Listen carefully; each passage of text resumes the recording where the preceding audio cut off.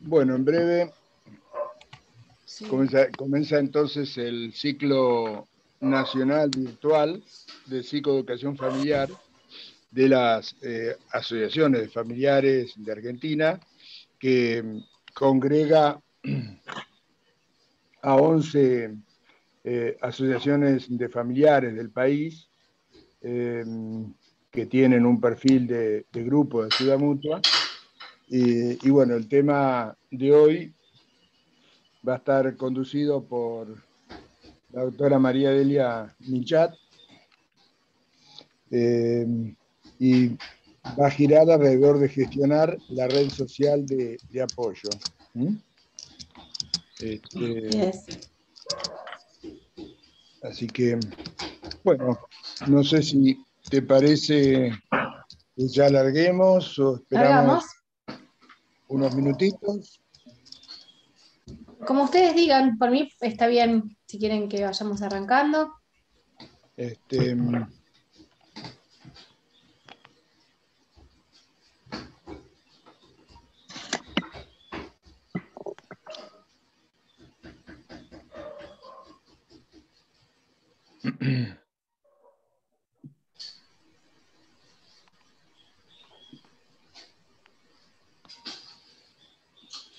bueno, la dinámica es, va a hablar la doctora María Delia Michat, y después, si hay preguntas, seguramente sí, la pueden formular.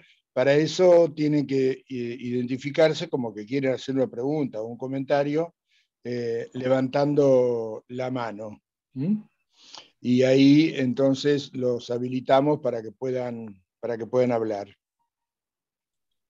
Por ahí durante la charla usen el chat para escribirla, porque por ahí a veces uno está escuchando y se acuerda de algo, la escribe en el chat y después las vemos al final. Claro, claro, sí, sí. Sí, eso sería práctico porque permite ordenar mucho las preguntas, ¿no? La tanda de preguntas y respuestas. Así es. Bueno, Bien. si les parece, Bueno, vamos arrancando. sí, sí, Bien, adelante. Bueno, buenísimo. te Bueno, presentás vos, te presento yo. La doctora María Michat es colaboradora desde hace muchos años de la Asociación de Ayuda de Familiares de Personas que Padecen Esquizofrenia de La Plata. Ella es médica psiquiatra, es docente del Instituto Superior de Formación de Posgrado de la Asociación Argentina de Psiquiatras, entre muchos otros antecedentes. Estos dos son los que más importan precisamente por su condición de docente y colaboradora con AFE. Así que María Delia, adelante. bueno, arrancamos. En el día de hoy he propuesto esta charla, esta conversación, porque es una problemática, el tema de la red social de apoyo muy frecuente, una queja muy insistente, tanto de las personas que padecen esquizofrenia como de sus familiares, ¿sí? La falta de ayuda, la falta de cooperación, la falta de colaboración, las sobreexigencias son una temática importantísima en el transcurso de toda la enfermedad y de su acompañamiento. Entonces vamos a arrancar con una pequeña viñeta, ¿sí?, de Liliana, cuidadora primaria familiar. Primaria quiere decir que se hace cargo de la mayor parte de los cuidados, y familiar justamente cuál es el lazo con la persona que padece esquizofrenia, que dice lo siguiente: me siento tan deprimido y sola, no importa lo que intente hacer para ayudar a mi hijo, él no mejora, mira la televisión todo el día y casi no sale, casi no me habla, desearía que fuera de vuelta un niño pequeño. También deseo que los demás me ayuden a cuidarlo más. Solo meten sus cabezas en la tierra. ¿Es tan injusto? ¿Por qué siempre soy yo quien tiene que asumir la responsabilidad? Yo también tengo una vida. Entonces, a partir de este relato, que está modificado de otros relatos, ¿sí?, está ficcionado, pero es una demanda constante, ¿sí? Y dos en particular. Uno es el sentimiento permanente de soledad y tristeza por, en algunos momentos, la sensación de que la situación con el familiar, la situación clínica con el familiar no mejora y que hay que soportar eso acompañándolo. Y por el otro lado, también porque las personas se dan cuenta, o los familiares especialmente, que son cuidadores primarios, se dan cuenta que su vida ¿sí? Está atrasada por la evolución de la enfermedad de su familiar y le cuesta mucho hacerse un lugarcito para tener, como dice acá Liliana, una vida, ¿sí? Entonces, dado que esto pasa cotidianamente y muchas veces, ¿sí? Vamos a tratar de entender por qué es importante el tema de la red social de apoyo. Es un tema sencillo, ¿sí? No va a tener un contenido teórico profundísimo, pero de tal impacto que ahora vamos a poder ir describiendo que me encantaría realmente, ¿sí? Que muchas personas pudieran trabajar en él. La esquizofrenia afecta tanto al paciente como a la familia, tanto a la persona que padece esquizofrenia, que a veces es paciente y otras veces no, y como a la familia. Las leyes de desinstitucionalización, ¿sí? Las leyes nuevas que han intentado cortar los plazos de internación, por ejemplo, ¿sí? Y los psicofármacos han ayudado, por un lado, a los pacientes a que no permanezcan tanto tiempo institucionalizados, pero han transferido, ¿sí? Estas leyes mismas, los cuidados a los familiares. Los han transferido así casi sin más, sin capacitación, sin ayudas de todo tipo, inclusive económicas, pero sobre todo sin armar esa diferencia enorme que hay entre que una institución con mucho personal, con mucha capacitación, cuida a nuestro familiar y otra cosa es en la casa. Esta transferencia, insisto, ha sido sin más, ¿sí? Sin capacitaciones adecuadas de las personas que tienen que llevar adelante esta tarea de cuidar y acompañar. Las familias entonces terminan soportando una sobrecarga de cuidados que afecta muchas veces la calidad de vida de la familia entera. Sigamos justificando por qué es tan importante hablar de la red social de apoyo. La pregunta que nos hacemos es, ¿alcanza uno mismo o la familia para afrontar los cuidados? Insisto, ¿alcanza uno solo para afrontar los cuidados que demanda el acompañamiento de esta enfermedad? O inclusive, ¿alcanza una familia sola para acompañar y afrontar los cuidados que un familiar con esquizofrenia requiere? Cuidar, ya sabemos, y hay que repetirlo, a un familiar no es tarea de una sola persona. Y así como se dice que hijos chicos, problemas chicos, hijos grandes, problemas grandes, ¿sí? Problemas más graves, mayor necesidad de apoyo. Cuanto más grave es el problema, la necesidad de apoyo social aumenta. Esto no hay que ni decirlo, pero a veces hay que aclararlo, porque hay algunas personas, ¿sí? Que vienen y cuentan, se sientan y cuentan un montón de problemas que tienen que llevar adelante y ni registro tienen de cuán solas están y cuán poco han trabajado su red social y personal. Las familias, acá ya vamos con datos más precisos de investigaciones, ¿sí? Las familias de personas que padecen esquizofrenia suelen estar muy aisladas por dos motivos. Una es por sobreimplicación, ¿sí? Tienen tanta tarea, tanto trabajo que hacer, ¿sí? Que terminan encerrándose a sí mismos, ¿no? Olvidándose del entorno. Hay una sobreimplicación en los cuidados y todo eso reverbera sobre la propia familia. O también, o inclusive juntos, ¿sí? Por estigma social. Se sabe lo siguiente, es un dato muy interesante tener en cuenta, que en las familias de personas que padecen esquizofrenia, la percepción de en quién se puede confiar está influenciada por la aceptación social de su enfermedad. Esto quiere decir que un familiar de una persona que padece esquizofrenia puede pensar, ¿sí? Que puede confiar solamente en aquellas personas que entiendan y acepten la enfermedad. En este círculo a veces nos metemos porque a veces los familiares, ¿sí? Les cuesta reconocer cómo son todas las características de la enfermedad y por otro lado se supone que con los únicos que se puede hablar y compartir es con aquellos que entienden espontáneamente, ¿sí? Lo que está sucediendo. Entonces, acá el primer dato es que la percepción del apoyo está relacionado con la idea que uno tiene de que el otro va a poder aceptar la enfermedad. Los familiares de personas que padecen esquizofrenia entonces tienden a limitar sus contactos sociales, o sea, achicar su red, tienden a restringir sus actividades laborales por muchos motivos, ¿sí? Entre ellos porque no dan abasto, ¿sí? Y pueden trabajar menos, pero por muchos motivos además. y tienden a padecer más problemas psicológicos, entre ellos ansiedad, depresión y angustia. Esto en los grupos de ayuda mutua, en AFE, se escucha permanentemente cuando algún familiar quiere contar todo junto lo que le pasa, y los familiares mismos les aconsejan y le preguntan, ¿pero vos estás con apoyo? ¿Sí? ¿Estás en este momento pudiéndole contar a algún profesional cómo te estás sintiendo? Lo primero que le preguntan a la persona es si tiene contención psicológica o psiquiátrica, ¿sí? Porque esto no es un invento. O sea, se sabe que las personas que tienen a cargo el cuidar en patologías, especialmente trastornos mentales graves, ¿sí?, tienen mucha ansiedad, depresión y angustia, más que la población general, se enferman más, porque están agotadísimos, ¿sí?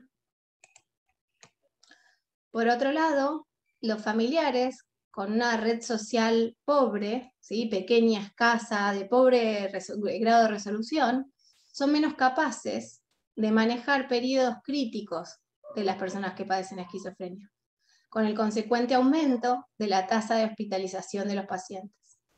Ya venimos diciendo, ¿sí?, que la emoción expresada, por ejemplo, es uno de los indicadores, cuando está muy aumentada, cuando hay alto grado de criticismo o de hostilidad o de sobreprotección en las familias, ¿sí?, aumenta la tasa de internación de nuestros familiares, ¿sí?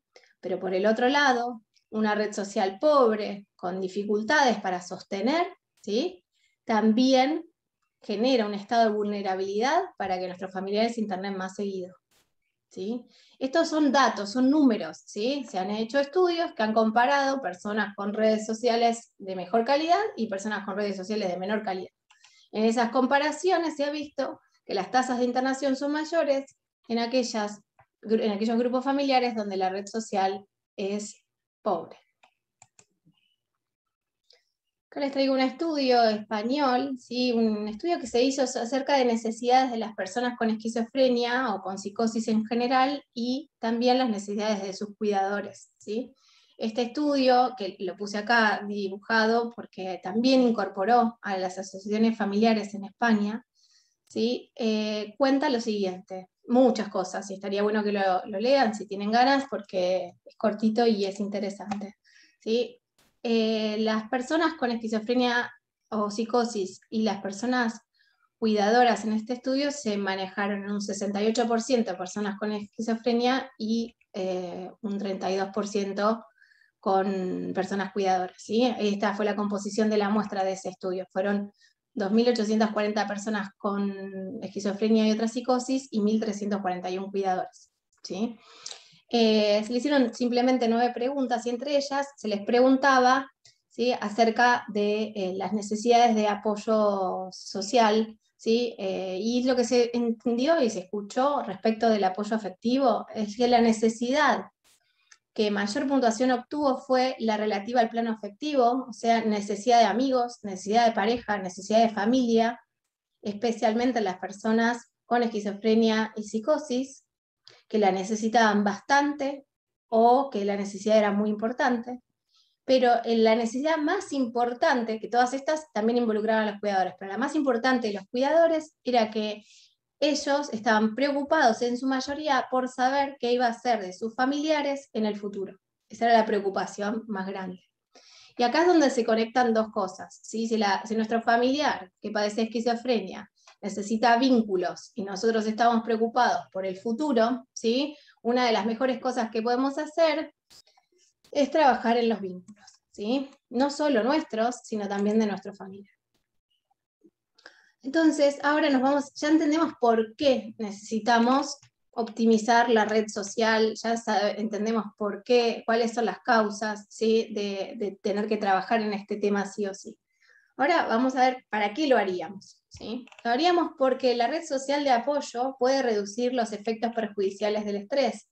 Así como sabemos cuáles son los problemas de no tener una buena red social, vamos a ver los beneficios de tener una buena red social. La red social de apoyo puede reducir los efectos perjudiciales del estrés, ¿sí? Por otro lado, la red social de apoyo tiene un efecto directo sobre la angustia psicológica y mejora las habilidades de afrontamiento.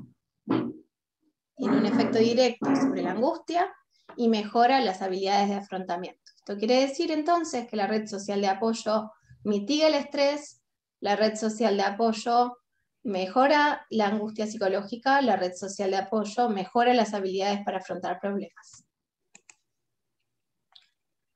Cuando un familiar percibe un buen nivel de apoyo social, o sea, cuando se siente acompañado, que tiene una red de contención, se adapta mejor al estrés, mejora los mecanismos de afrontamiento, tiene menos depresión y tiene menos síntomas físicos. ¿Sí? Todos esos autores se dedicaron a estudiar cada una de estas variables, una por una. Y se supo entonces que no solo importa tener, ¿sí?, como veíamos antes, ¿sí?, la calidad de la red en sí misma, sino la percepción de tener una red social de apoyo. Yo tengo una idea de que tengo una red que me va a sostener. Yo no sé la verdad si me va a sostener o no, pero si yo tengo la idea de que la red me va a sostener, ¿sí?, voy a adaptarme mejor al estrés, voy a enfrentar mejor los problemas, voy a tener menos depresión y voy a tener menos síntomas físicos. A mejor red social, y esto ya en relación a nuestros familiares, a mejor red social, los familiares se recuperan más rápido, tienen mayor tasa de supervivencia y tienen mejor respuesta a los tratamientos en las enfermedades de larga duración, especialmente mentales. O sea, no solo nos beneficia a nosotros, sino que también beneficia a nuestros familiares. ¿Para qué optimizaríamos entonces, de nuevo, la red social? Las personas con esquizofrenia se internan menos, funcionan mejor socialmente si sus cuidadores tienen un mayor número de contactos sociales, más apoyos emocionales y más interacción social. Acá me gustaría detenerme un ratito, y acá Regina, vos y Daniel, que están como anfitriones, ¿sí? Si alguien pudiera compartir un testimonio de esto que estamos diciendo, dado que vamos a tener tiempo hoy, ¿sí?, algún testimonio de distintas etapas, a lo mejor de evolución del acompañamiento de nuestro familiar, ¿sí?, y cómo les fue con esto, si esto que venimos diciendo se aplica, o sea, les pasó. ¿Quién tendría ganas de apoyarnos con un testimonio? Levanten la mano y le damos audio.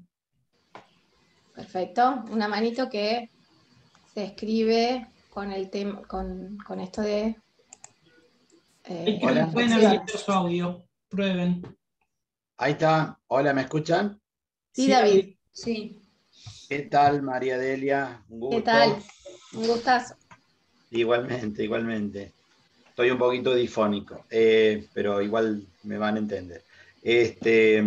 Bueno, todo lo que estás exponiendo hasta ahora es tal cual nos ha pasado a nosotros. Al principio, obviamente, estaba nuestra negación, lo cual nos llevó a encerrarnos de tal forma que era un tema absolutamente tabú y prohibido hablar con cualquiera de este tema, sobre todo por el temor a la estigmatización, justamente, cómo la van a mirar, qué pasaría si el día de mañana necesita, que de hecho está buscando algún trabajo, los posibles empleadores, o en general hoy por hoy el mundo laboral se mueve mucho por contactos, entonces uno puede conocer a determinada persona, pero bueno, voy a decir, y le recomiendo a mi hija para que la tomen sabiendo este tema, le tengo que explicar a esa persona que tiene este problemita, digamos. Bueno, entonces eso nos llevó a, obviamente, estar totalmente encerrados. Hasta que empezamos a participar más o menos hace 1 año y medio de los grupos, con ACAPEF en el caso de Córdoba, con AFE, no tanto por los grupos WhatsApp porque escriben mucho y la verdad que tiempo no nos da alcance el tiempo para todo esto que vos hablabas de dejar cosas de trabajo. Nosotros en nuestro caso, ambos empleados en relación de dependencia, no podemos dejar trabajo de lado. Entonces, bueno, por otro lado, le sacás tiempo a algo. Hoy da la casualidad que estoy trabajando home office, entonces puedo justamente participar en la charla y aprovecho a full todo lo que pueda incorporar. Entonces pasamos de una etapa en la cual estábamos absolutamente entre nosotros, mi mujer y yo, básicamente, nadie más, ni siquiera lo hablábamos con nuestros hijos de frente al tema. Bueno, ya cuando empezamos a hablar un poquito el tema y lo empezamos a contar. Pero ¿con qué nos encontramos también? Que en algunos casos, y en la peor etapa, mayo del año pasado aproximadamente, la peor etapa de mi hija, que estábamos muy mal, todo lo que vos ahí describía, el tema del estrés, aparte sumarle los problemas cotidianos, ¿no? Las otras cosas, no es que estamos estresados solamente por tener a un familiar con esto, todo lo otro. Bueno, estábamos en un nivel de estrés totalmente aislados, y por ahí cuando empezamos a abrir el juego y empezamos, recuerdo que la primera charla que le hicimos por videollamada, porque estamos todos aislados en ese momento, con las primas y una tía, bueno, fue puro llanto esa conversación, puro llanto de ambos lados. Pero bueno, pudimos contar porque les queríamos explicar qué necesitábamos de ellos y qué tenían que saber para entender por qué, en este caso Irina, que es nuestra hija, actuaba como actuaba, para que ellos entendieran mejor. Y bueno, las primas fueron también un pilar importante, y de ahí en adelante, poco tiempo después, empezaron a hacer algunos amigos de ella, la llevaron al grupo y empezó a tener una vida social. En aquel momento estaba las 24 horas del día, todos los días, encerrada en la cama, en su pieza a oscuras. Bueno, empezó a tener alguna actividad un poco más social. Y empezó Bien. Con algunas otras cositas. El tema que también me llamaba la atención y me dolía muchísimo, porque algunos amigos de muchos años y familiares que yo les comentaba, quizás no terminen de entender, lo ponías un poco ahí en una de los slides, no terminan de entender de qué se trata esto, pero sí me entendían lo que yo sentía, porque de hecho largas conversaciones que era puro llanto por parte mía. Y sin embargo se borraban por completo en muchos casos, y también aparecieron algunos que desinteresadamente, che, tenés este problema, vamos a tomar un café, y bueno, y eso ya nos sirvió, y para largar un poco y empezamos a comentarlo, tampoco pusimos aviso en los diarios por ese tema, pero empezamos a abrir el juego y empezamos a comentar un poco, pero me encontré con las dos cosas. Alguna gente que podían colaborar desinteresadamente, y otros que nunca más nos hablaron ni nada en el peor momento. Bueno, sintéticamente esto para no robar tanto tiempo. Bien, David. Sí, ahí estás dando un montón de ejemplos que después seguiremos charlando.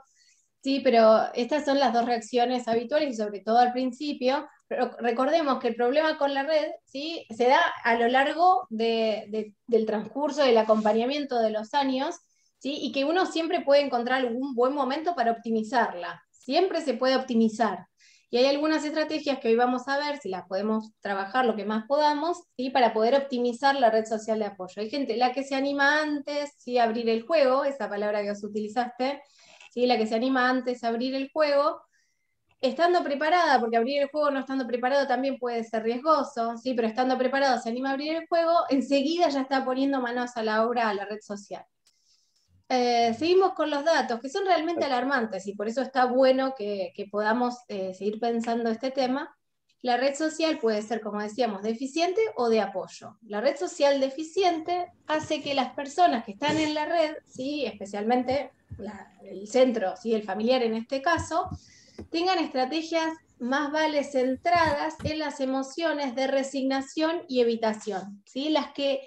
Acá estamos el doble juego, ¿sí?, el que tiene una red y el que le cuesta armar una red, ¿sí?, el que tiene una red porque no le cuesta, y el que no tiene una red porque le cuesta, ¿sí? Entonces, hay dificultades para armar la red por el entorno, pero hay dificultades personales para armar red a veces, ¿sí?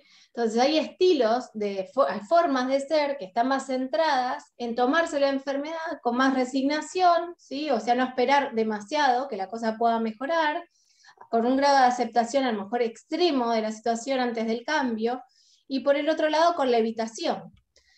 Y suelen tener peores actitudes hacia el trastorno mental en sí mismo. Y por el otro lado, los que tienen, coinciden, ¿no? Bueno, se ve que hay correlación, que los que tienen una red social que es de apoyo, tienen o usan estrategias de afrontamiento que son orientadas a la resolución de problemas. y por otro lado suelen tener mejores actitudes hacia la persona que padece un trastorno mental. Estamos hablando de habilidades de afrontamiento de las complicaciones cotidianas. Por otra parte, a ver si vamos a charlar un poquito, entonces, tanto hablamos de la red social, ¿qué es la red social? ¿Sí? ¿Qué es Twitter, es Facebook? ¿Qué es la red social? Bueno, la red social personal es el conjunto de relaciones humanas que tienen un impacto duradero o medianamente duradero en la vida de cualquier persona. O sea, otros significativos para uno. ¿Sí? Son personas con nombre y apellido, que uno puede tener grados de cercanía, ¿sí? Desde muy cercanos a conocidos, ¿sí? Pero que son o han sido importantes en la vida de uno mismo.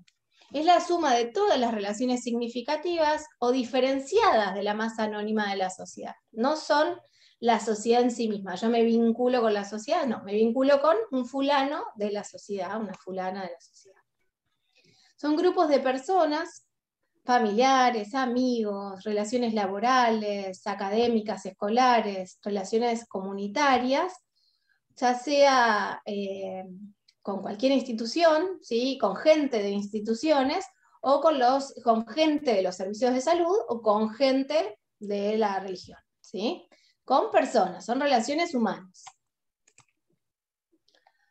Acá, Luz, que ya hace muchísimos años modifica otro mapa de red social más viejo todavía, que es un dibujito que a mí me resulta siempre muy interesante para completar cuando atiendo, ¿sí? Que habla de las áreas donde uno puede tener vínculos. Uno puede tener vínculos familiares, de pareja, amistades, relaciones laborales, incluso académicas o de educativas, de servicios de educación, de servicios de salud y relaciones con la comunidad. ¿Sí? Con relaciones comunitarias con grupos, ONGs, entre otras cosas, ¿sí? Clubes, otro tipo de instituciones. Entonces, acá lo divide en estos sectores, estos que estuvimos manejando, estos 6 sectores, y tiene 3 círculos concéntricos. En el círculo central, ¿sí? Se ponen las crucecitas para ponerle un nombre a las personas que son muy íntimas.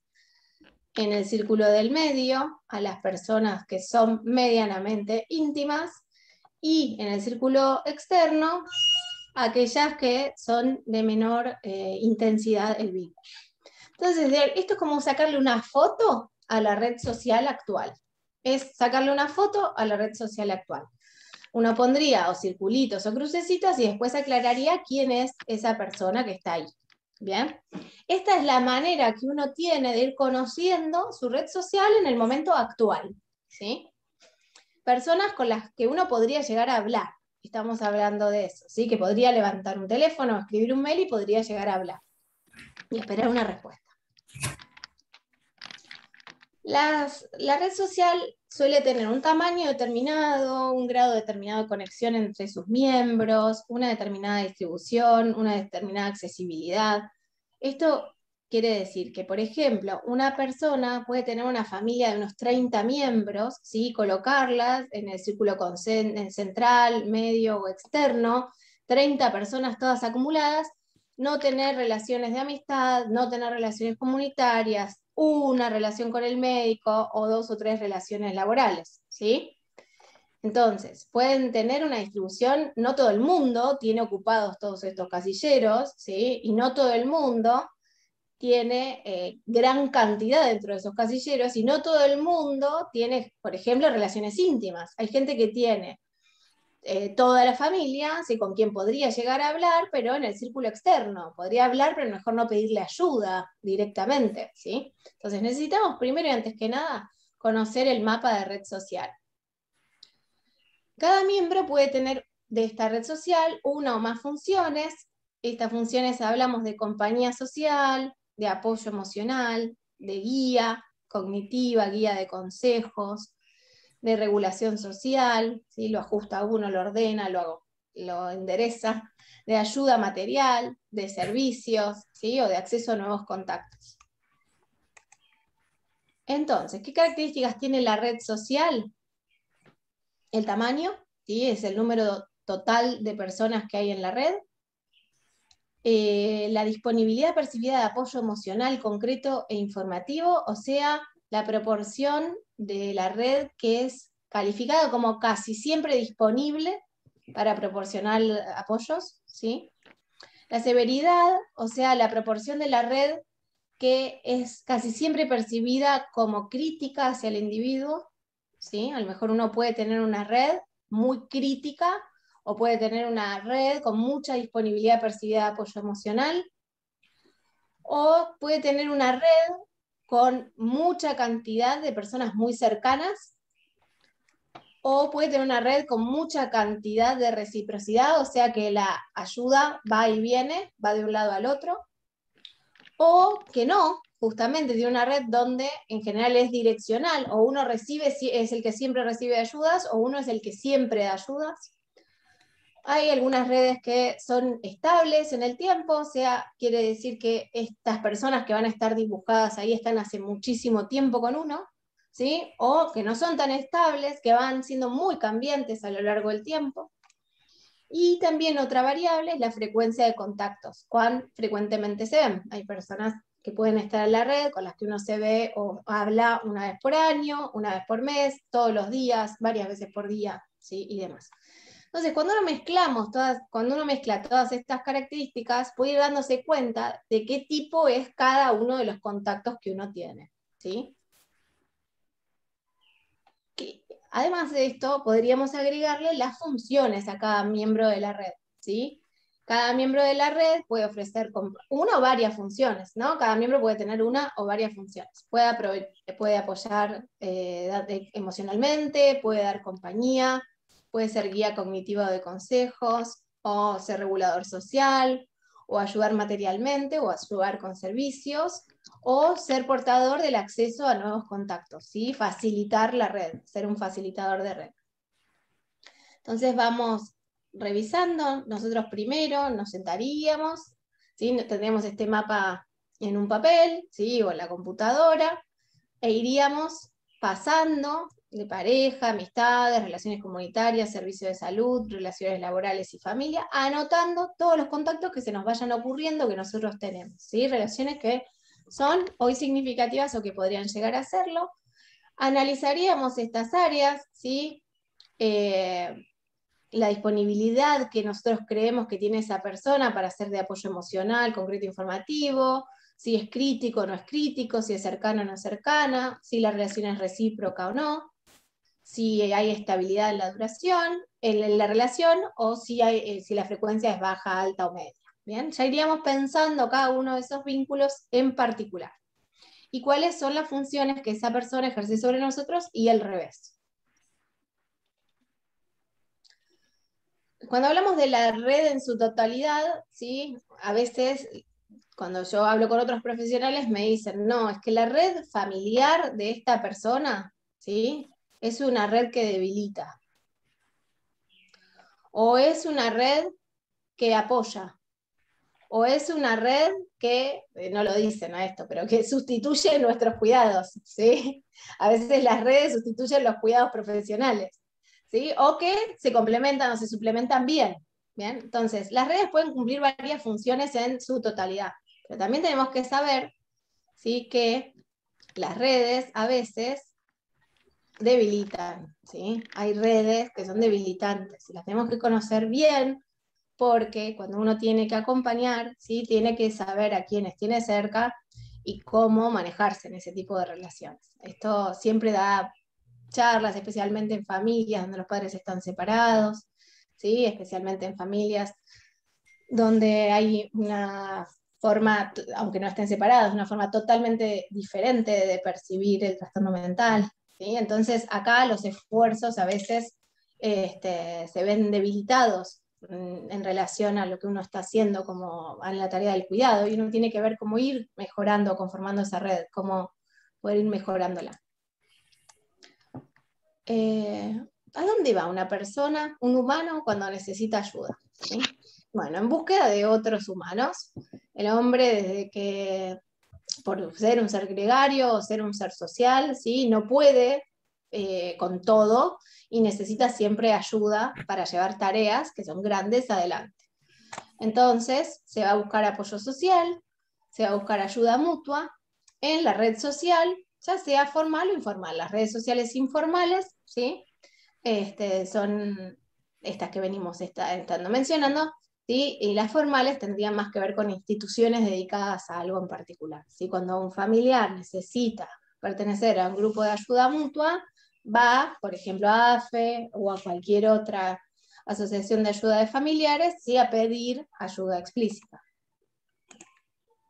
Cuando uno necesita medicación, a lo mejor va al ministerio a pedir ayuda explícita, ¿sí? Cuando uno necesita apoyo económico, a lo mejor hace todos los trámites para generar una pensión o lo que fuese, ¿sí? Entonces, a lo mejor vamos a buscar apoyo social y ayuda mutua a redes formales y redes informales. Entonces, hay una diferencia entre la red social personal y la red social personal de apoyo, ¿sí? Porque el apoyo social se refiere a las distintas formas en que las personas brindan o se brindan ayuda entre sí. Esto que veníamos diciendo, ¿sí? Del apoyo, el consejo, la guía, la ayuda tangible, de práctica concreta, las funciones más adorables de la red, ¿sí? Se refieren al apoyo social. Entonces, no siempre uno tiene una red social de apoyo. En general tiene una red social, pero no es de apoyo en muchos casos. Con las relaciones informales, ¿sí? El apoyo suele ser mutuo y recíproco, o si no lo es, puede motorizarse a través de intervención profesional. Esto significa que si a veces nosotros tenemos alguna dificultad grande o grave en la red social donde la relación no es buena y uno tira para un lado y otro tira para el otro, a veces podemos acceder a la ayuda profesional para ver si podemos redireccionar eso. Entonces, ya sabemos el por qué, ya sabemos el para qué, ahora tenemos que saber, ya sabemos qué es la red social, qué es el apoyo social, qué es la red social de apoyo, cuál sería el objetivo, ¿sí? Para que nosotros podamos tener una mejor calidad de vida en nuestro familiar también. El objetivo sería optimizar la red social, o sea, convertirla en una red social de apoyo. Es importante que el familiar reciba el mayor apoyo posible de quienes los rodean, especialmente familiares y amigos, pero todos los demás que venimos mencionando. Y siempre hacerse esta pregunta: ¿quién puede compartir el rol de cuidador, aunque sea por un rato, especialmente y preferiblemente de manera regular? La pregunta de quién, ¿sí? Tiene que caer, a veces a uno no se le ocurre, en haber analizado el mapa de red social personal, ¿sí? Porque si nosotros no tenemos bien claro quiénes son nuestros contactos, cosa que es absolutamente normal, si yo les pregunto directamente a cada uno de ustedes cómo está conformada su mapa de red social, ustedes me miran como diciendo, la verdad es que no sé, deja de pensar un ratito, porque hay que pensar un ratito, ¿sí? Uno no sabe cómo está hecha su red social hasta que no se sienta a pensarla, ¿sí? Hay que sentarse a pensarla y fijarse cuáles son sus características y apuntar hacia optimizarla. Entonces, una vez que uno hizo el mapa de red social, se vuelve a hacer la pregunta: ¿quién puede compartir el rol de cuidador conmigo, aunque sea por un rato, pero de manera regular? Esa es una buena pregunta que hay que hacerse.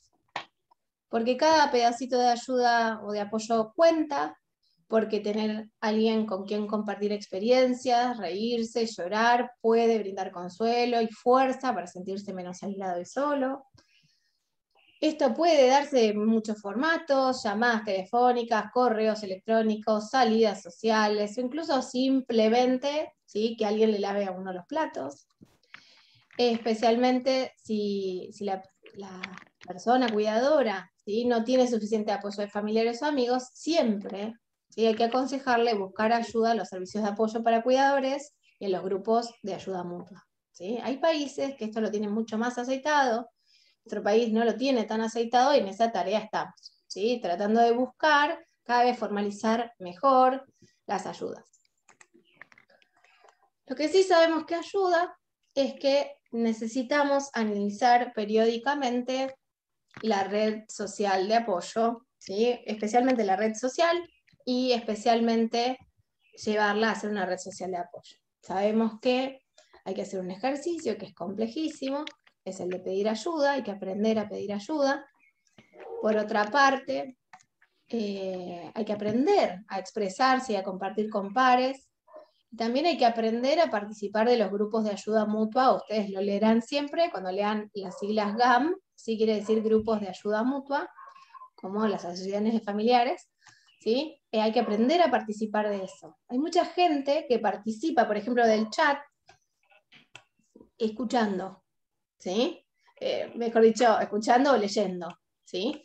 La mayor parte de la gente hace eso, ¿sí? No participa activamente, ¿sí? Ni contando su experiencia, ni ayudando al otro, ¿sí? Pero esa participación no es poca, ¿sí?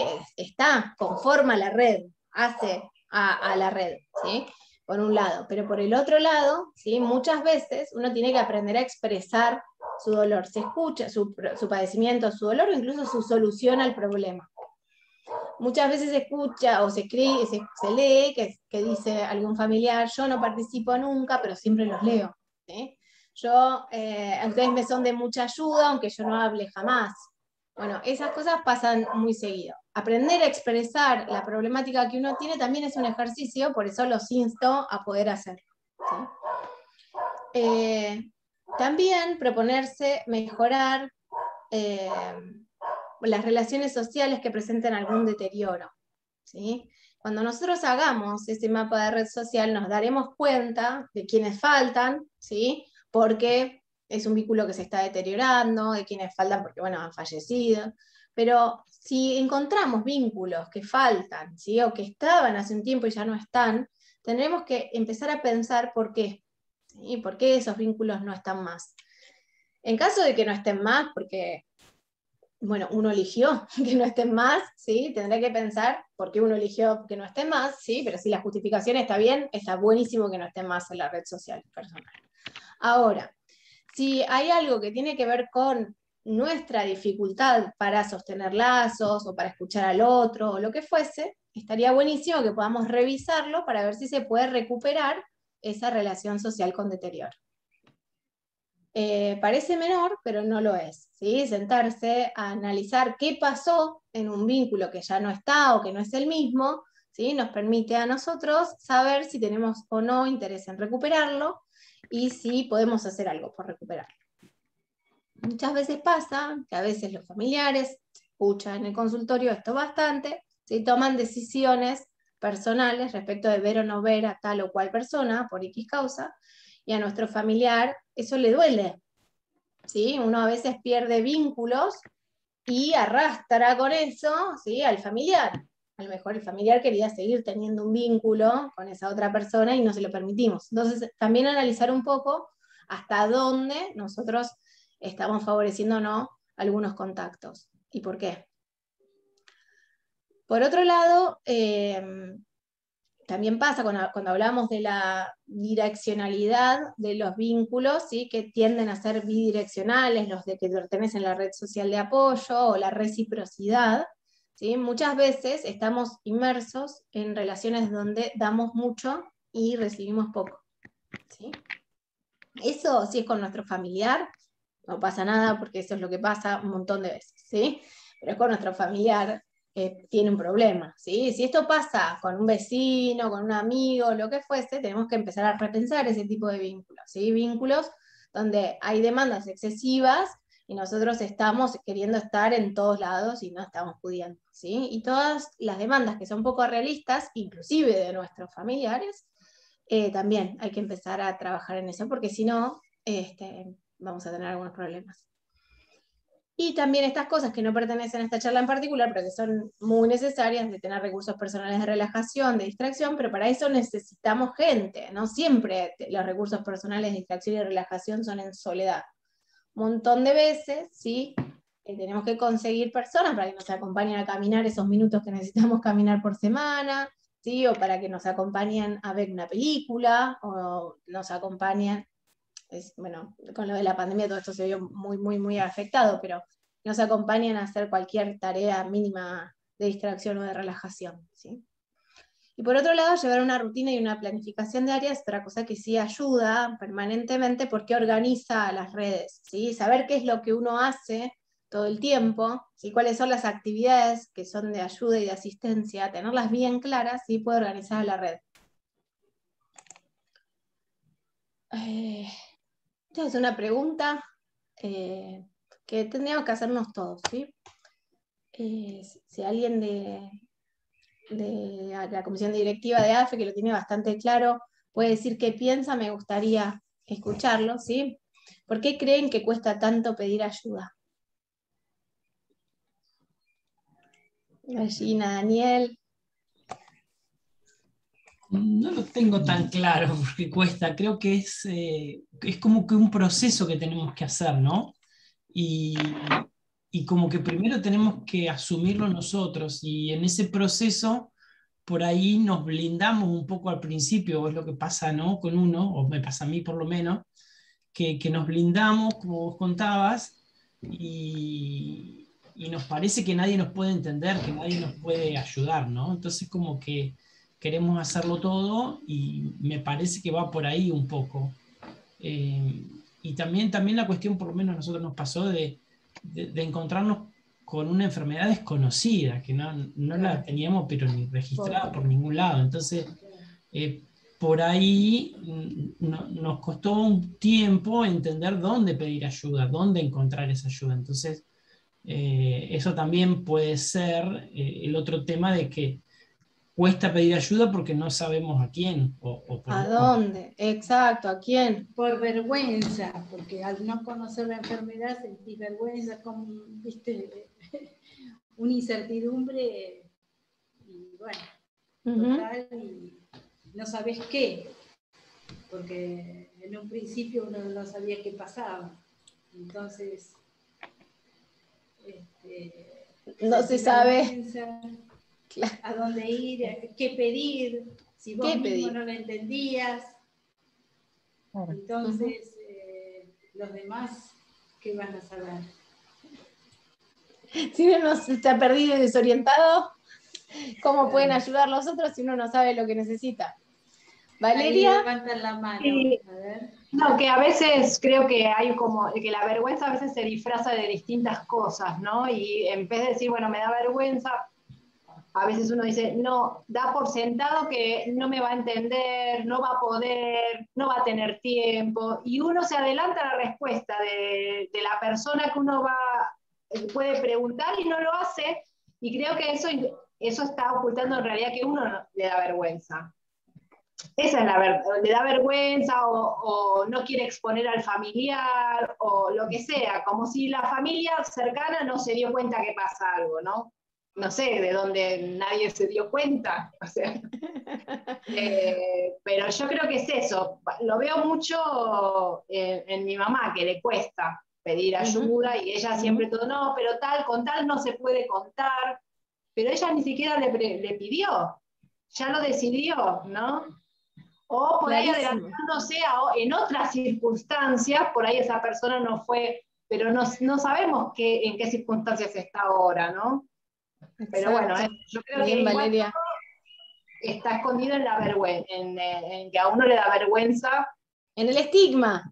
En el estigma, esa palabra, gracias. Bien. Miedo al estigma por ahí. O Sí.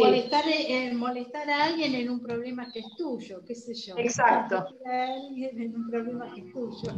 ¿Te puedo acotar una cosita más? Que yo estaba con un tema con mi familia que, digamos, que era, aparte que nos costó mucho a nosotros, digamos, como familia interna, hablarlo con la familia externa, abuelos, tíos, nos costó un poco.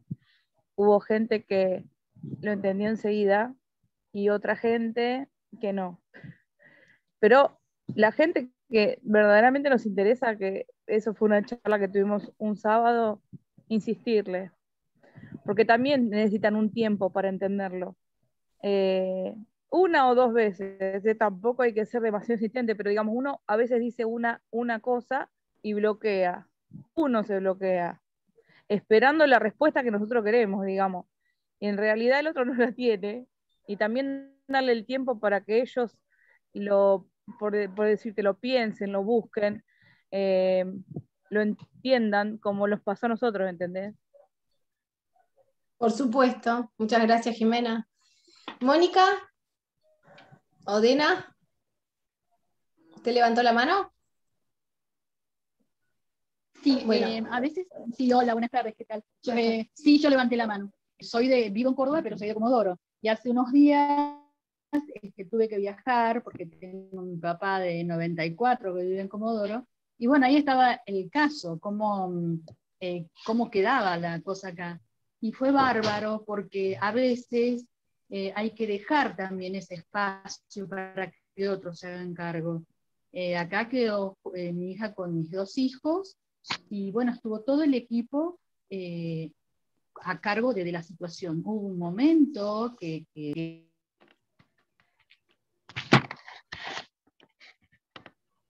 Se cortó, Mónica. No.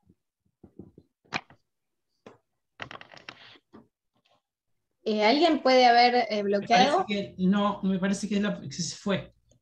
No, está acá. No, está ahí. Ahora Mónica otra vez. A ver, ahí. Ahí sí. Sí, sí. Y bueno, hubo una situación especial, y sin embargo estuvo, bueno, la psicóloga, los AT, los mamás del grupo, entonces no fui imprescindible. ¿Cómo dirían que percibe su red social de apoyo, Mónica? ¿Como deficiente? Y la verdad que en estos días no tuve la oportunidad de ver que me fui haciendo una red hermosa, y lejos de mi casa, lejos de donde somos. Bien. Fue todo un aprendizaje, no es fácil, pero hay que bajar esa emoción expresada por todo el tiempo, y no ser imprescindible, no sentirnos imprescindibles. No, pero bueno, esta es una charla que siempre cuesta, ¿eh? Yo no soy imprescindible, pero si yo me corro, nadie va a hacer esto como yo lo hago. Y es verdad, un montón de veces. Como uno lo hace, no lo va a hacer nadie, pero sí lo pueden hacer de otra manera, y a lo mejor esa manera es sustentable. Claro. Entonces, resumiendo todo lo que ya dijeron, ¿sí? Cuesta pedir ayuda porque el cuidado, siempre uno piensa que el cuidado es responsabilidad del familiar, porque los demás están tan ocupados en sus propios problemas que no los quiero molestar, ya bastante tiene con lo suyo como para que yo le pida algo, porque pedir ayuda a veces es un signo de debilidad, porque no se ha tenido la suerte con experiencias previas, acá lo decía Jimena, ¿sí? A veces en otro, alguien más, Valeria creo, ¿sí? Alguien en algún momento no pudo, pero a lo mejor ahora puede, pero a mí me quedó la idea de que esa persona no puede, porque nadie va a cuidar a su familiar tan bien como ellos, ¿sí? Estas respuestas se escuchan muy seguido y tendríamos que empezar a repensarlas, porque si bien es cierto un montón de veces que el cuidador principal es el que mejor hace las cosas, no siempre es así, pero muchas veces es así, y no debiera de pensarse como imprescindible, sobre todo si el temor de los familiares es qué va a pasar cuando nosotros no estemos.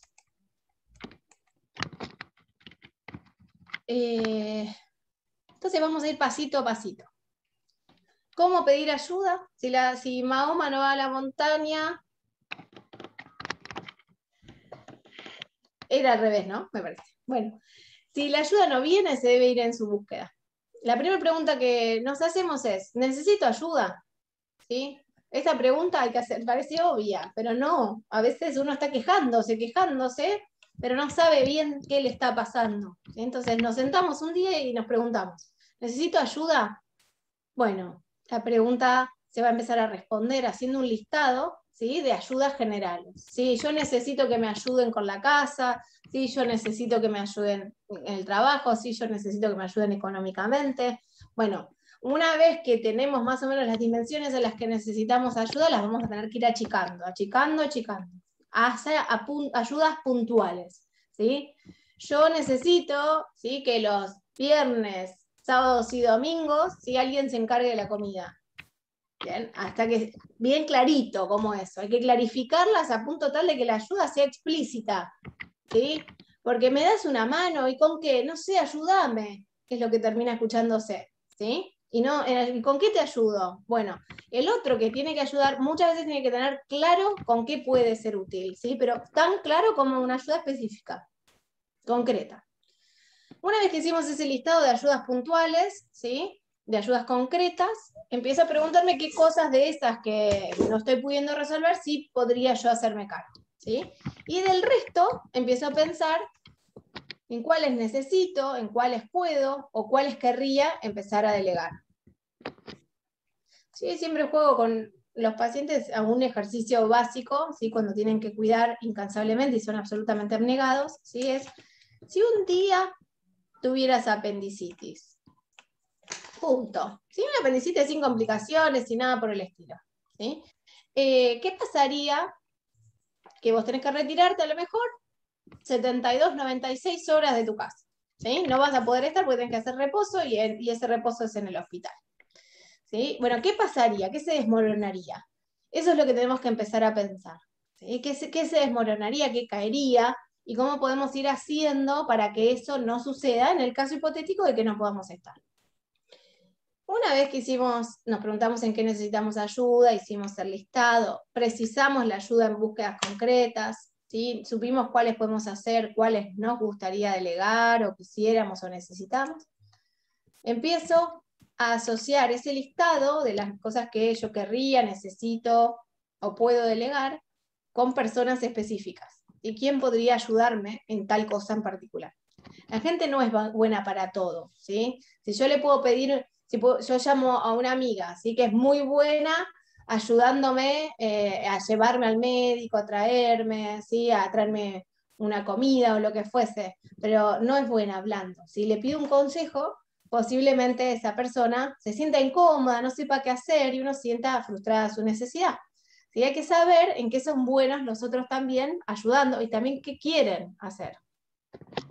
Entonces nosotros podríamos asociar esas personas, esos listados, a ese listado de esas personas puntuales, pero también podríamos hacerlo en grupo a esta tarea y preguntar. Las personas a lo mejor podrían decir, bueno, a mí me gustaría dar ayuda en tal cosa. Entonces habría que reunirse con cada integrante de la red o con la red en sí misma y pedir ayuda puntual.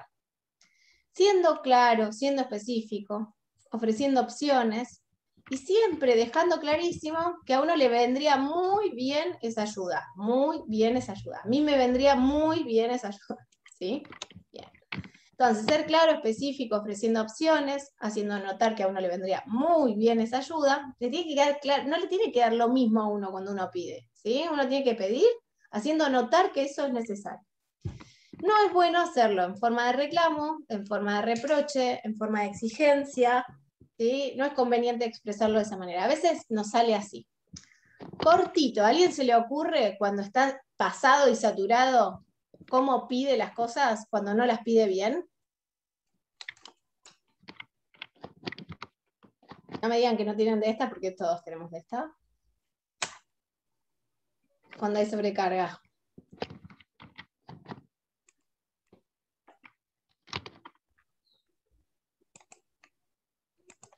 ¿A nadie le pasa? Qué suerte. Valeria. Valeria, sí, sí. A ver, Valeria, si podés. Sí, a veces, no, digo que a veces en esas circunstancias uno viene como acumulando, porque a veces uno espera que el otro se dé cuenta que necesita la ayuda, ¿no? Y no se da cuenta solo, y no se da cuenta que está bien que no se dé cuenta porque está en sus cosas, y entonces uno termina, siempre es como hay un chiste de ese que va, a que se queda con el auto y va a una casa a pedir un gato para cambiar la rueda, y se va haciendo toda la película de lo que el otro le va a contestar, que sí, que no, y ya cuando le abren la puerta le dice, metete el gato en el culo, ¿no? Como que pensó que no se lo iba a prestar, ¿no? Y a veces uno también termina haciendo ese pedido ya como sabiendo que no se lo van a dar y con agresión, como ¿por qué no me estás ayudando, no? Y peor, cuando la persona lo va a hacer, uno ya no lo quiere.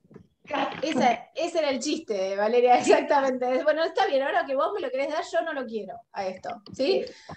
Bueno, nos salteamos un montón de pasos que tienen que ver con tratar de entender cómo pedimos nosotros, ¿sí? Si lo hacemos en forma de reclamo, en forma de reproche, en forma de exigencia, ¿sí? Y por otro lado, tenemos que tener en cuenta que cada pedido de ayuda ¿sí? La formulación, la forma en que lo decimos, tiene que tener una coherencia, o sea, tiene que haber una relación entre la necesidad y lo que nosotros estamos pidiendo. Tiene que haber una realidad ineludible entre la necesidad que tenemos y la ayuda concreta que pedimos, ¿sí?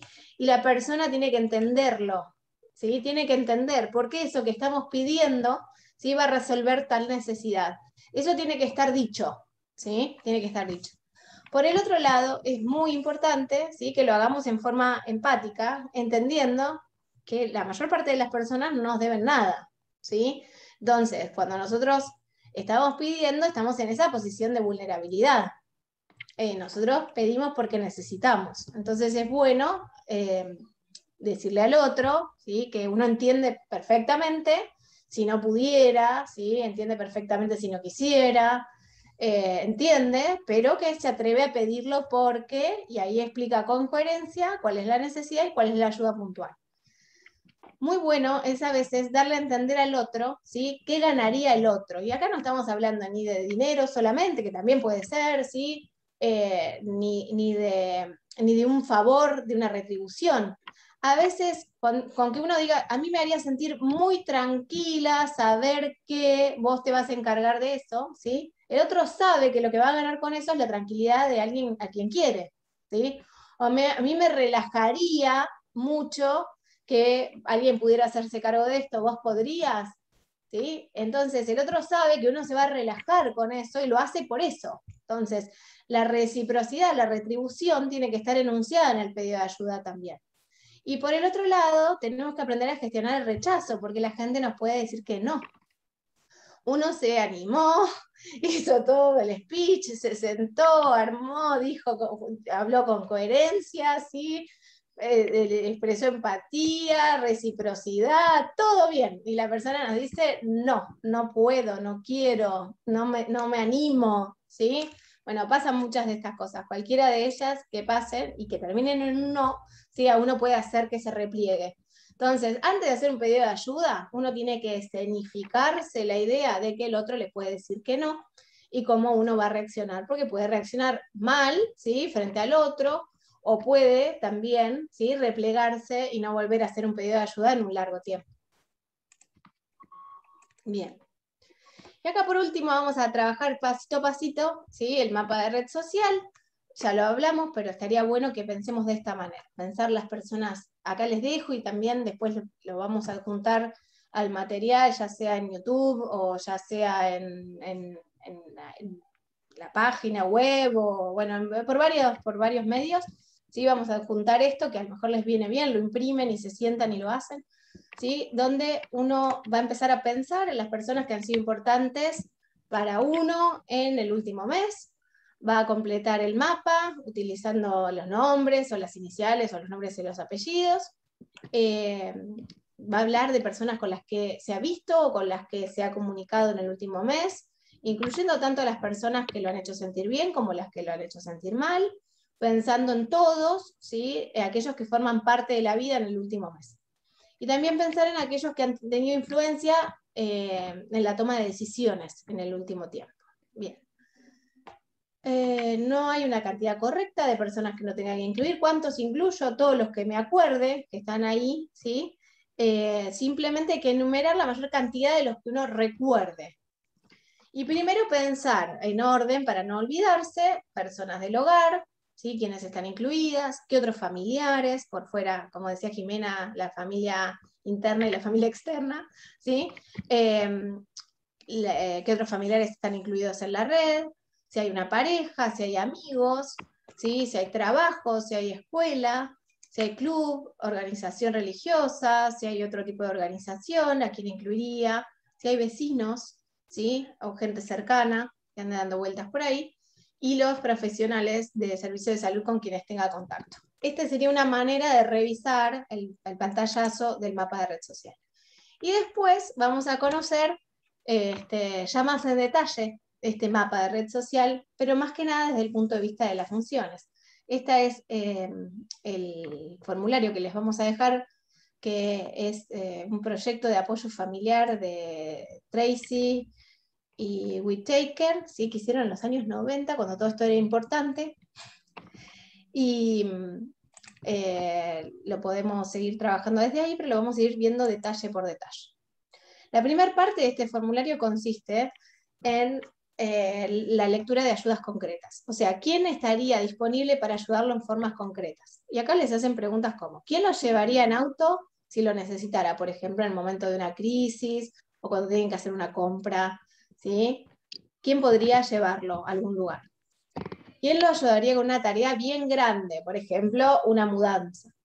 ¿Quién le cuidaría sus pertenencias? Acá Mónica da un ejemplo. ¿Quién le cuidaría sus pertenencias si en algún momento usted tuviera que viajar?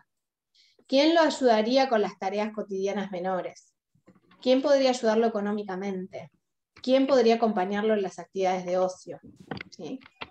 Bueno, acá ya estamos describiendo algunas actividades, algunas ayudas concretas, puede haber muchísimas más, que a uno se le vayan ocurriendo y anotando. ¿Sí? Acá, o sea, ya tenemos el mapa, ahora vemos cómo funciona esa red. ¿Es de apoyo? ¿Yo puedo pedirle a cualquiera de mi red, o a algunos, o a nadie? Si no tengo a nadie, voy a tener que empezar a optimizar mi red social. ¿Sí? Si nadie en la vida me ayudaría con una tarea cotidiana menor, tengo que empezar a pensar en mi red social. Le falta apoyo a esa red social. ¿Sí? No importa que yo use esa ayuda. Lo que importa es que yo perciba que alguien podría brindarme. ¿Sí? ¿Quién estaría disponible para proporcionarme ayuda emocional? ¿Sí? Si en algún momento yo necesitara consuelo por estar perturbado, ¿quién podría de esa red? ¿Quién estaría a mi lado en una situación de tensión para escucharme hablar sobre mis sentimientos? Bien, y ahí, nuevamente, hay algunas personas que no pueden hablar con nadie y hablan en los grupos de ayuda mutua. Hay personas que querrían hablar en un grupo de ayuda mutua y no se animan. ¿Sí? Acá es quién podría estar acompañando. ¿En quiénes confía para recibir consejo? ¿Sí? ¿Quién me podría llegar a dar información sobre cómo hacer algo? ¿Sí? Sobre algún procedimiento. Acá a lo mejor algún profesional que anda dando vueltas, ¿sí? Yo quiero saber si quiero tramitar una pensión, ¿sí? ¿Con qué? Acá puede estar el abogado que conoce mi compañera que está. Bueno, ahí tendría que empezar a registrar personas que podrían llegar a ser útiles, o sernos útiles en momentos donde necesitemos información precisa. ¿Quién me ayudaría a tomar una decisión importante? ¿Sí? Cuando yo estoy en duda. En este momento o me quedo o me tengo que ir de viaje para trabajar, ¿sí? Me quedo acompañando, me tengo que ir de viaje para trabajar. Bueno, ¿qué hago? Una decisión importante. ¿Quién me enseñaría cómo hacer algo? ¿Sí? ¿Quién me ayudaría? Me explicaría, me enseñaría a hacer algo nuevo que yo necesitara. También acá vamos a analizar quiénes han sido críticos del estilo de vida, ¿sí? Ser crítico se refiere a hacerlo sentir mal o inadecuado, ¿sí? ¿Quién de mi red me hace sentir mal o inadecuada con lo que hago? Bueno, que no se haga muy larga la lista. Analizando la dirección de la ayuda, ahora pensar sobre la dirección de la ayuda, con quién es la ayuda, van ambas vías, o sea, es recíproca, es bidireccional, o sea, yo ayudo como me ayudan, quiénes me ayudan más y a quiénes ayudo yo más, ¿sí? Dentro de ese mapa de red social. Por otro lado, analizaré la cercanía, pensándome como cuán allegado me siento a esas personas de la red, quiénes no me siento tan cercano, con quiénes me siento un poco cercano, con quiénes me siento demasiado cercano o muy cercano. Y respecto a la frecuencia, ¿sí? Personas que veo unas cuantas veces al año, cada mes, cada semana, a diario, ¿sí? Si lo veo 2 veces por semana, es a diario, casi. ¿Y cuánto hace que conozco a esta gente? Entonces, pensar cuánto hace que, a cuántas personas de esta red yo conozco hace menos de un año, entre 1 y 5 años, hace más de 5 años. Bien, y acá hemos llegado. Me gustaría que en el ratito que nos queda podamos aprovechar, nos queda un ratito, unos minutos, no sé, Pedro, Daniel, y podamos charlar un poquitito de las impresiones que tuvieron de esto y cómo se imaginan que podrían optimizar su propia red. Sin nombres, recuerden que esto va a quedar grabado, ¿sí? Así que es importante, por otro lado también, no monopolizar el discurso, porque siempre hay alguna persona que a lo mejor quiere contar algo, ser precisos a la hora de comunicar, ¿sí? Pero compartamos un poco las experiencias de cómo se les ocurre que podrían optimizar su propia red. ¿Se podría ir a alguna de las preguntas? Bueno, ¿hay? Sí, hay dos. Vale. Una dice, porque el cuidado es responsabilidad mía, eso sentí yo siempre y lo sigo sintiendo.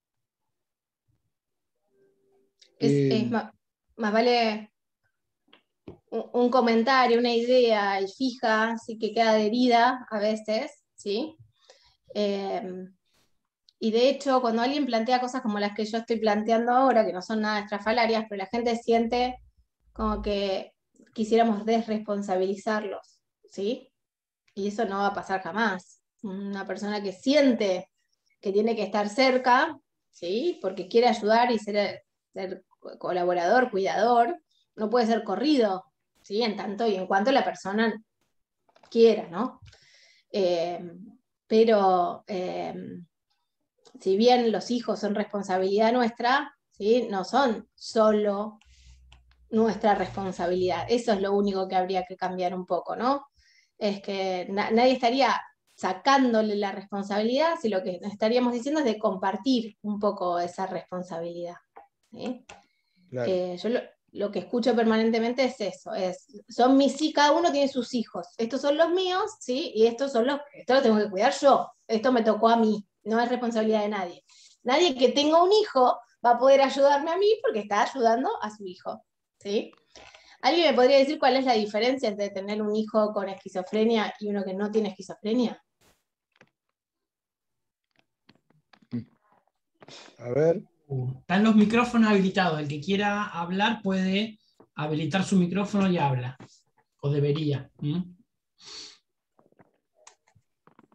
Buenas tardes. Yo quería decir que la diferencia es que con el que no tiene la patología uno se siente como más tranquilo, más liberado de que pueden desempeñarse por sí mismos, mientras que con el otro familiar uno siempre está preocupado por más redes de contención que tenga, y por más que delegue tareas, siempre piensa lo mismo: ¿qué será de esa persona cuando yo no esté? Por más que los entrenemos, que nos prometan que se van a ocupar, que lo van a cuidar, esa es la diferencia. Es como que con los chicos nuestros que no están enfermos, nos sentimos más tranquilos de alguna forma. ¿Te pasa eso? Nosotros igual sabemos con claridad que tener un hijo, primero que padezca esquizofrenia o no padezca esquizofrenia, no garantiza que vaya a ser autónomo, ¿no? Número uno. Pero hay más tranquilidad social, ¿sí? Suponiendo que eso sí va a ser con un hijo que no padece esquizofrenia, ¿sí? A diferencia de que con quien sí. ¿Por qué? Y porque problemas hay todo el tiempo, ¿sí? Y las circunstancias demuestran que es mucho más difícil, ¿sí? Acompañar a una persona para que genere autonomía cuando padece esquizofrenia, ¿sí? Eso los números lo dicen, nos guste o no nos guste, ¿sí? Eso los números lo dicen.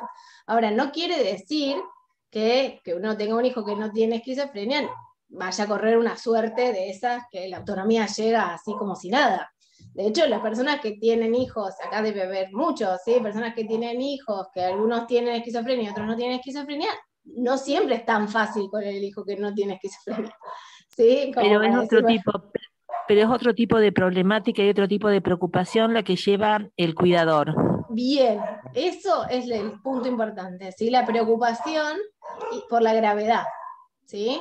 La preocupación por la gravedad de la situación y el que no ve que pueda sostener, ¿sí? Por la capacidad de sostener en el tiempo alguna actividad, algún interés, ¿sí? Los síntomas negativos son uno de los puntos que inquietan más, ¿sí? Alguna actividad, algún interés, alguna relación social estable, el hecho de que pueda espontáneamente casarse, tener hijos. Bueno, no todo el mundo, pues hay algunas personas que ya sabemos, hay un tercio de las personas que padecen esquizofrenia que tienen una evolución diferente a los otros 2/3, ¿sí?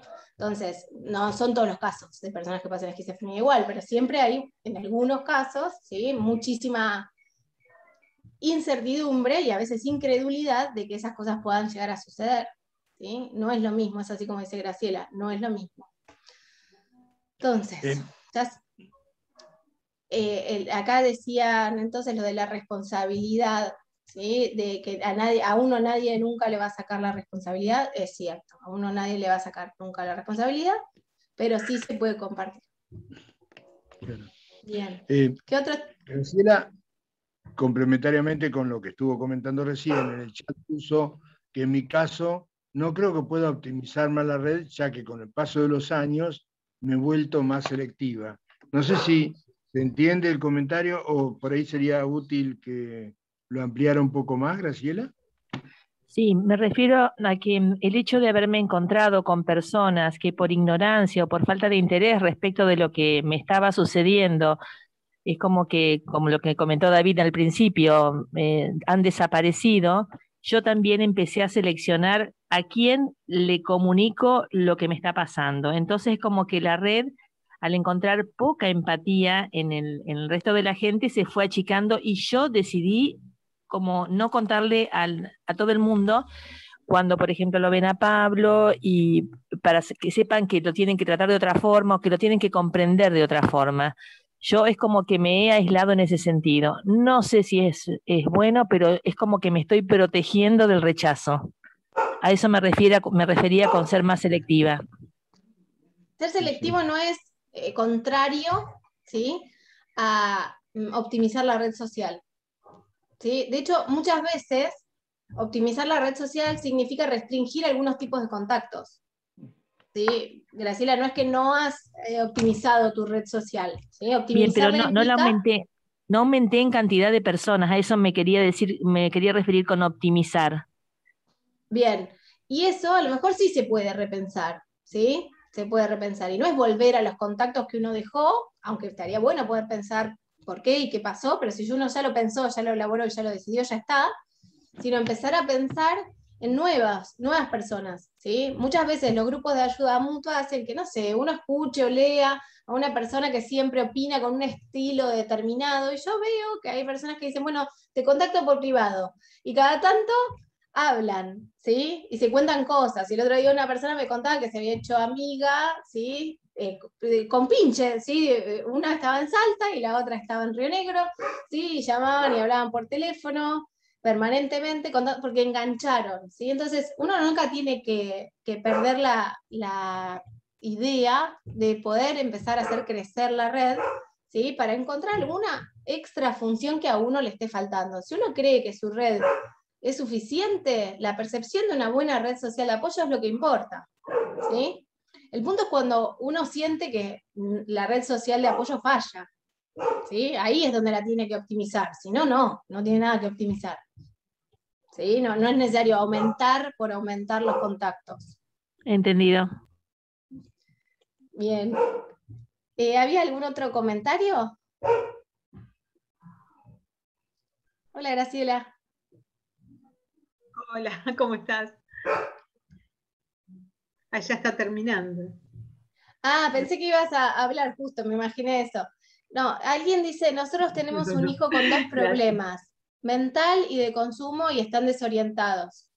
Bueno, hablando de las redes sociales de apoyo, ¿qué le diría a algún familiar a una persona que plantea esto hoy?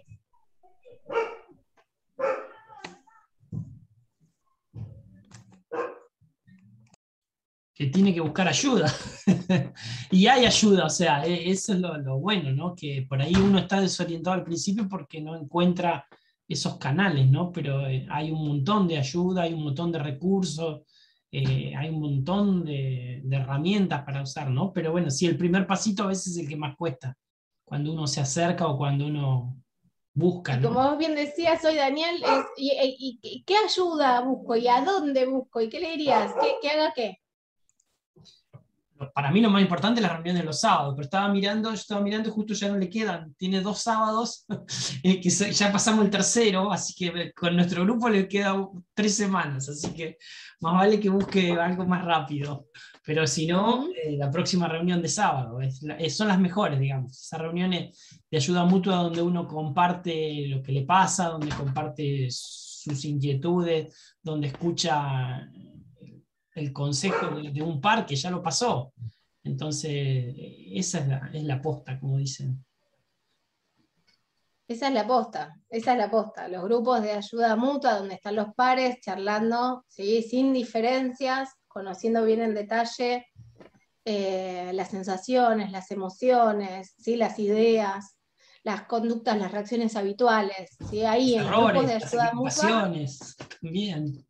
Los ¿Cómo, errores y Daniel? equivocaciones, cuando nos equivocamos, Claro. cuando nos fue mal con algo que sí. Sí, exactamente. Bueno, así que hasta aquí estamos. ¿Alguien más quiere hacer algún comentario de cómo le fue en el proceso? Así Graciela ya nos dio más o menos una idea de cómo le fue a ella con su proceso. ¿Alguien tiene alguna experiencia donde su proceso de hacer crecer la red social de apoyo ha sido muy productivo? Sí, sumamente productivo. Sí. Uno no es el mismo y la familia tampoco es la misma. Y es muy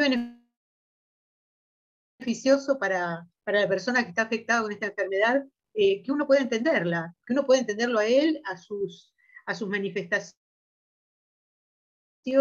a su estrés, que su nivel de estrés, su sensibilidad y nivel de estrés es diferente al nuestro. Y es como aprender un idioma, porque a ver, si te ponen frente a un manuscrito en chino, bueno, primero te pegás un susto y después empezás a aprender y cuesta. Bueno, y aprender la forma, el código de comunicación de una persona que está tomada quizá por la ansiedad, por el deseo de consumir, o por la enfermedad, o por una psicosis, también es eso, de codificar una forma de expresión, y entonces uno está más orientado a qué puede hacer o decirle en ese momento para bajar su ansiedad y su estrés. Por lo que le pasó a este artista Chano, él estuvo contando que la recuperación en cuanto al consumo era un régimen muy disciplinado, o sea que muy disciplinado en horarios y cosas para hacer. Entonces ahí tenía su recompensa. Y que no podía saltearse horarios ni límites, o sea, aprender a incorporar el límite. Si nosotros podemos lograr eso con nuestro familiar, de a poquito, en algunas cosas vamos a ir ayudándolo mucho. Seguro. Muchísimo. ¿Alguien que tenga un ejemplo de optimizar la red social y que haya salido bien? ¿Sí? De haber estado muy solo y muy aislado, ya lo contó al principio David, ¿sí? Una experiencia personal. ¿Pero alguien más que le haya sucedido? Bueno, si no, ¿sí? Si no hay experiencias de estas, y las experiencias Hola. son... ¿Qué, Hola, ¿me escucha? Guillermo? Guille. Hola. Sí. ¿Ahí me escuchan? Escuchamos.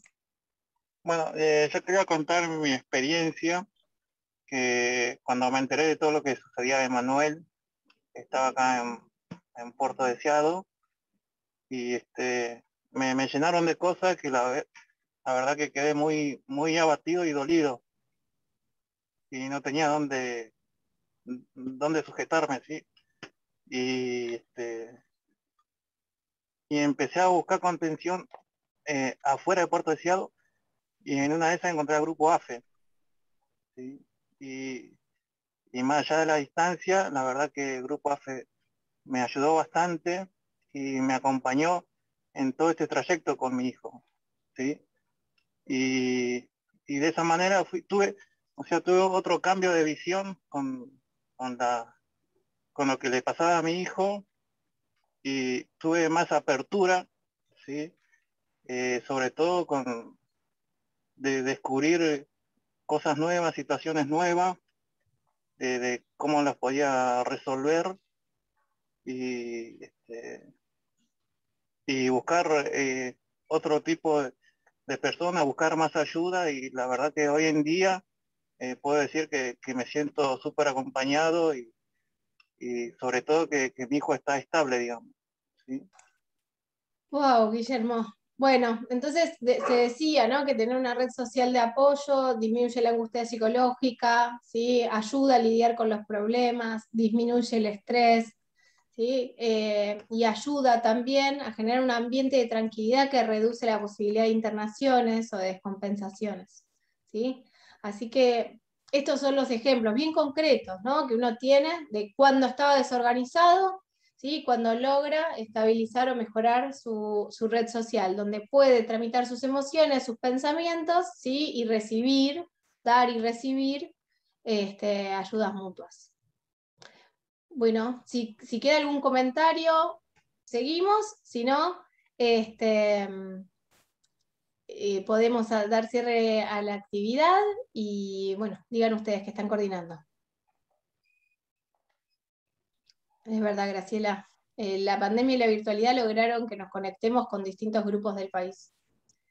Sí, sí, fomentó, aceleró una propuesta, ¿sí?, de Pedro Gargolov de hacer una red nacional, y la aceleró bastante.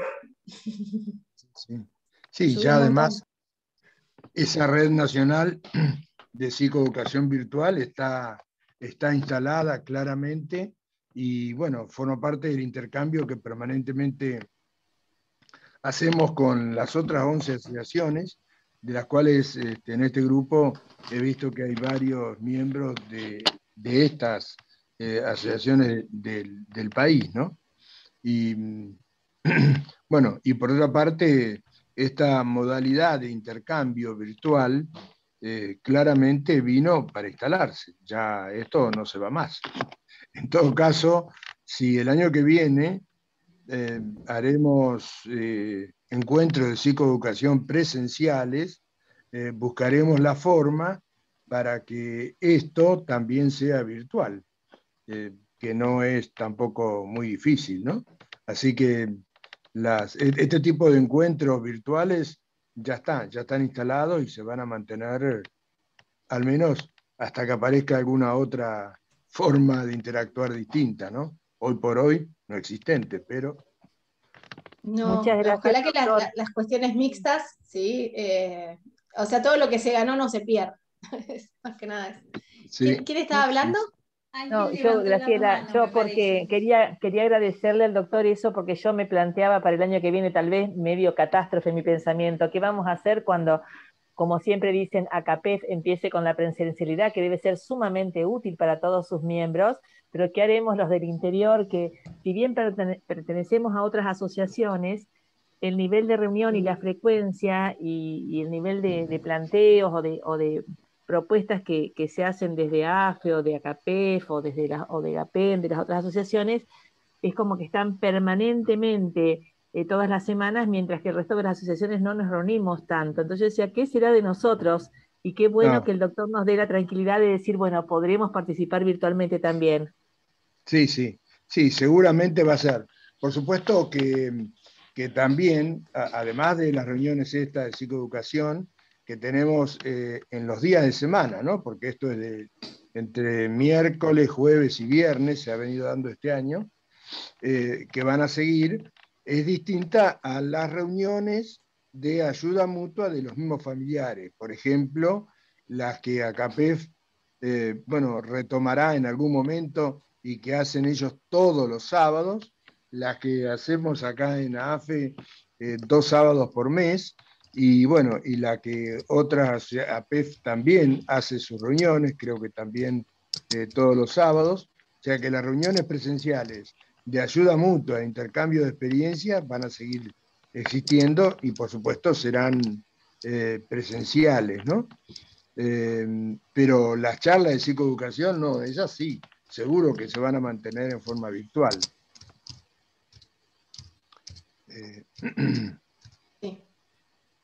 Yo creo que lo que hablaba de Graciela ahí de las reuniones también de ayuda, probablemente también se vaya a un esquema híbrido como con la educación. Muy probablemente la educación también tenga que mutar un esquema híbrido donde esté la clase con algunos alumnos en el aula y otros conectados en forma virtual. y por ahí va a pasar algo parecido con las reuniones de ayuda mutua también, ¿no? Claro. Sí, Sí, sí. hay que volver a pensar todo Sí. con el tema híbrido. Ahí preguntan cómo se hace para incorporarse a los grupos virtuales. Si es por el grupo de WhatsApp, que envíen el número de teléfono y bueno, los incorporamos.